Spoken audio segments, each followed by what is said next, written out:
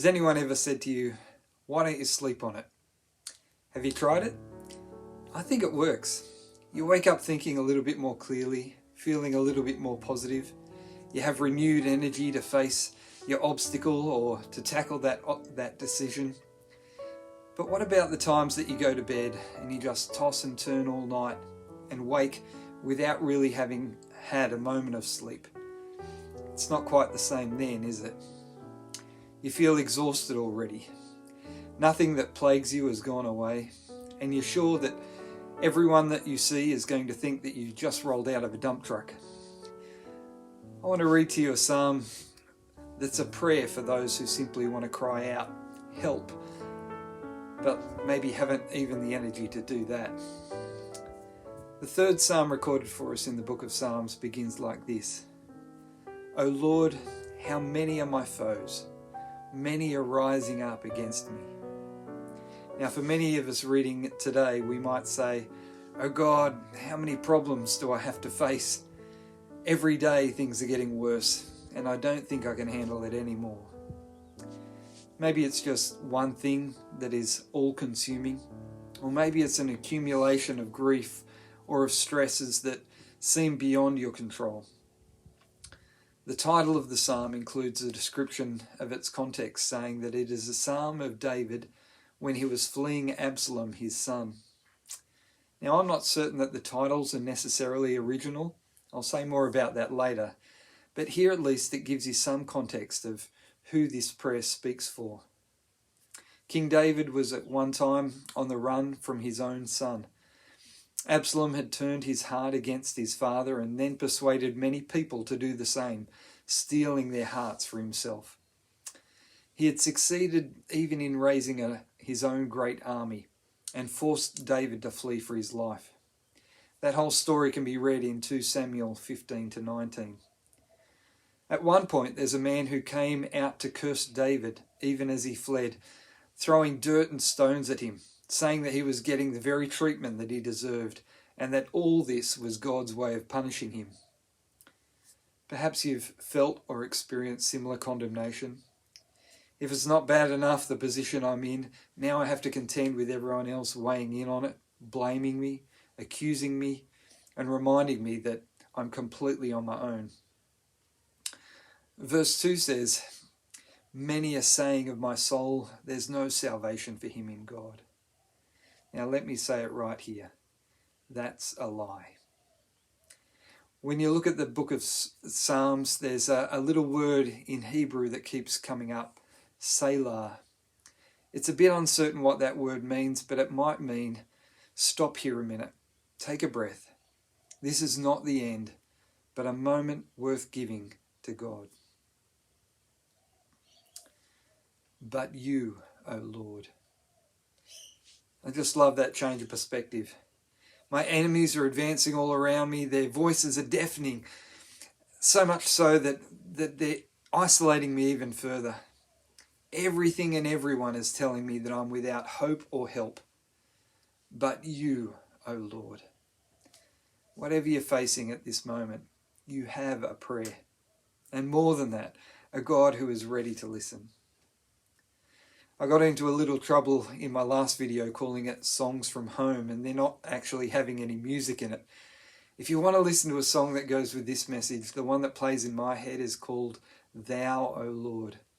I love how a choir at Burnt Hickory sang it some years ago. It takes these words and plays them over and over again. Thou, O Lord, are a shield for me, my glory and the lifter of my head.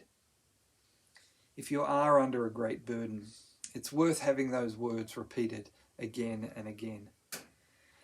The Lord is my shield. He offers me protection when I'm weak, when I'm pursued, when I'm afraid, when I'm attacked. He is my protector. You know, even just knowing that can bring a wealth of comfort. He stands against our oppressors, but he also acts kindly towards us. The lifter of my head could refer to a judge, acquitting one who stands accused, or releasing one who has been imprisoned, or raising someone to honour who has been disgraced. I don't know which of those for you holds the greatest significance, but for me, the simple thought of God bending down to lift up my face reminds me that he cares enough to do for me what I couldn't do for myself, and I don't need to feel ashamed. I cried aloud to the Lord, and he answered me from his holy hill. And then there's that word again, Selah. I began talking about sleep, and here's why. In verse 5 it says, I lay down and slept. I awoke again, for the Lord sustained me. Or in another translation it says, so now I'll lie down and sleep like a baby. Then I'll awake in safety, for you surround me with your glory. One of the best known psalms talks about God preparing a table for me in the presence of my enemies. But this psalm says I can actually sleep peacefully even though I'm in the middle of a battlefield. I will not be afraid of many thousands of people who set themselves against me all around. This isn't just a take two before bed kind of prescription. This is the result of having God as our shield. He promises to sustain you and to give you rest. How is that possible? Well, it's possible when you know that in the morning he will be the one fighting for you. There are so many examples of God doing this for his people throughout the scriptures. In the story of David, God did protect him against his son Absalom. But this is the reason why I'm not certain that this psalm is true to his context. In the psalm we read that God will break the teeth of the wicked, meaning essentially that he will rob them of their power, likening them to a toothless tiger, if you like.